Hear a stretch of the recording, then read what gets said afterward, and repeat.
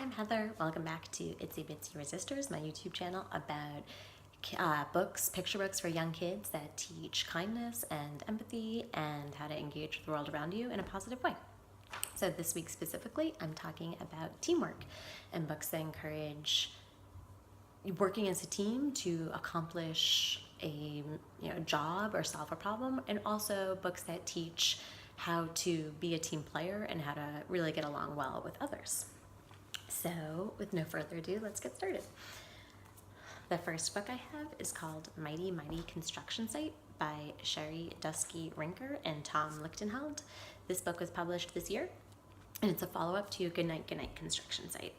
So this book, along with the other two that I'll be talking about, are great for, I have toddler twins and they love all three of these books, and it's also great for kids up to, I'd say, first grade.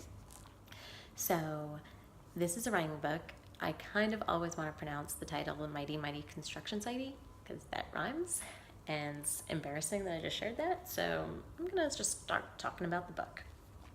So in this book there are 5 construction trucks at a site, and I think I know my trucks now: excavator, dump truck, cement mixer, bulldozer, and skid steer. So there are these 5 trucks, and they wake up one morning and they unfurl the blueprint, and they find a huge structure that they have to build, and they think, oh gosh, this is too big, we need help, we need backup. So 5 more trucks come in to save the day. And whereas overall in this story they're all working toward one goal, what I love about it is that it breaks it down so that each truck ultimately pairs up with another, and because they each have their own task to do, because they're each built for a different skill, there's always one truck who kind of runs into a little problem and has another one to help it. So I'll open up the book to give an example of that.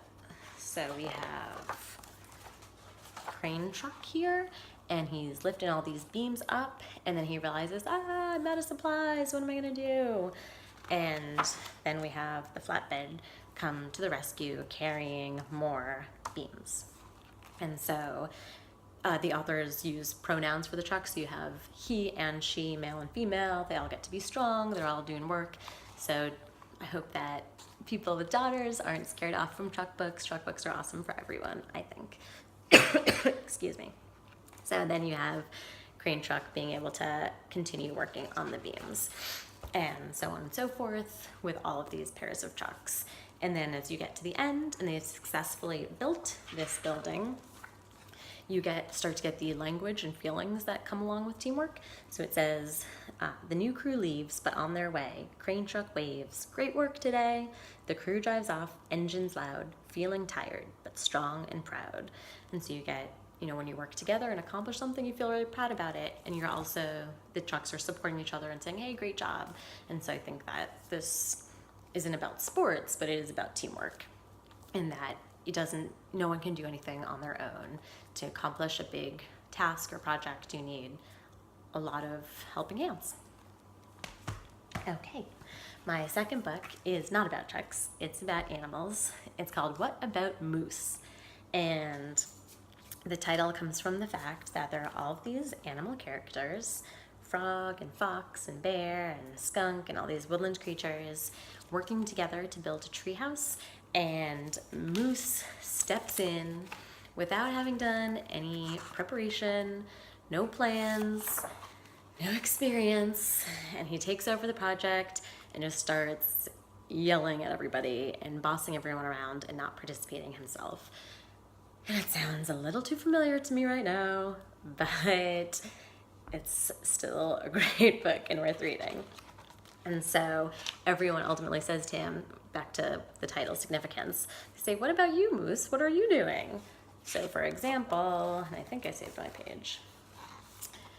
Here you see they're up in the tree, and you have fox and skunk carrying a plank of wood together, and they're happy and smiling, and Frog's wearing his little safety goggles and he's happy and smiling, and everything's going well. And then Moose clambered up as they nailed the planks tight. Time for the walls, he said. Don't take all night. So he's just yelling at people, and that's when everyone starts to get frustrated, and whenever the other characters are interacting with Moose, they're no longer smiling and working happily. You can see it on their faces within the pictures, which are really great, how frustrated they are. So ultimately, Moose gets stuck in the treehouse and he can't get out. The doorway's not big enough for him, and the animals have to reconvene and come together to create a plan to an addition to the treehouse to get him out. And they build a trapdoor with a slide, and it's awesome, and I want one. But it teaches Moose that he needed their help. He needed all of them working together to get him out. And ultimately, they show you he's seen the error of their ways, because after he gets out, they're playing follow the leader, and he's happy to be in the middle of the pack and not bossing, not at the front, telling everyone what to do. And the other part I like about this a lot is that Fox, unlike in Mighty My Construction Site, where they're all just working together, Fox is the undisputed leader. She has come up with the plans, she's really made the blueprint, and she's divvying up the jobs. So she's not a dictator, but she's the leader, and she's a girl, and I think a lot of girls have had the experience of being prepared and planning and being in a leadership role and kind of being shouted down by someone a little bit louder, who may not be as ready to be leading the team. And ultimately, her planning, let me go back toward the end where Moose is stuck, and see, she's got this stick here drawing up the blueprint and letting everyone else kind of know the plan. So they are working together, but she's leading the way, and her planning and preparation prevails. And that, I think, is a great lesson for girls and boys both. So that's a secondary reason I like that book. It's also a lot of fun. And thirdly, I have Little Blue Truck, which this one came out in 2008, so it's a bit older, and it's awesome. It's written by Alice Schertle and illustrated by Jill McElmurry. And I totally credit this book with teaching my 20-month-olds farm animal sounds and the words beep, beep, beep, beep. There's a second book to this that takes place in the city, but this one's set in the country. Horn went beep, engine purred, friendliest sounds you ever heard. And that's how both Little Blue Truck books start.